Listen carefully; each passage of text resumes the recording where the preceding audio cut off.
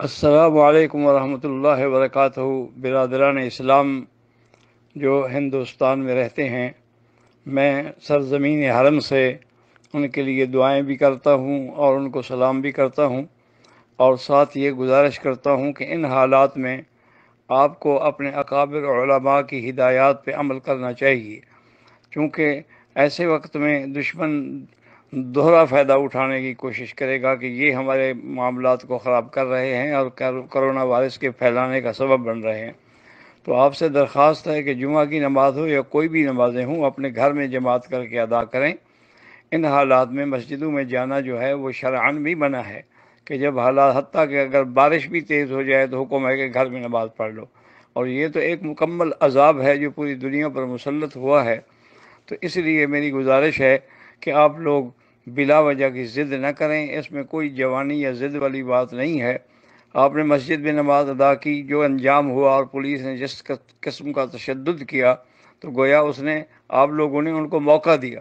اگر آپ وہاں نماز ادا نہ کرتے تو ان کو تشدد کرنے کی ضرورت ہی پیش نہ آتی۔ تو میری انتہائی گزارش ہے، درخواست ہے، اپیل ہے کہ آپ تمام حضرات اپنے اکابر علماء کی ہدایات پہ عمل کریں، اور تمام نمازیں اپنے اپنے گھروں میں خود 2-3 آدمی کھڑے ہو کے جماعت کر کے کر لیا کریں۔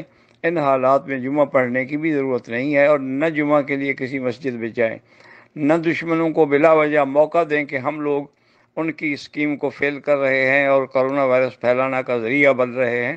تو ایسی حالات میں مسلمانوں کے لیے اور زیادہ نقصان ہوگا۔ امید ہے کہ آپ حرم کی درخواست پر غور کریں گے اور کوئی کسی قسم کی انشاءاللہ اپنے اکابر کی خلاف ورزی نہیں کریں گے، اور نمازیں اپنے گھروں میں ادا کریں گے اور باہر نکلنے کی کوشش نہ کریں، چونکہ پورے ہندوستان میں لاک ڈاؤن ہے۔ تو اس پر آپ عمل کریں۔ اللہ تعالیٰ آپ کی بھی، تمام مسلمانوں کی بھی اور حفاظت فرمائیں، اور اللہ تعالیٰ اپنے اس عذاب کو رفع فرمائیں۔ اللہم انا نعوذ بک من جہد البلاء ودرک الشقاء وسوء القضاء وشماتۃ الاعداء۔ اللہم اکشف الغمۃ عن هذه الامہ، ربنا اکشف عنا العذاب انا مؤمنون۔ السلام علیکم ورحمۃ اللہ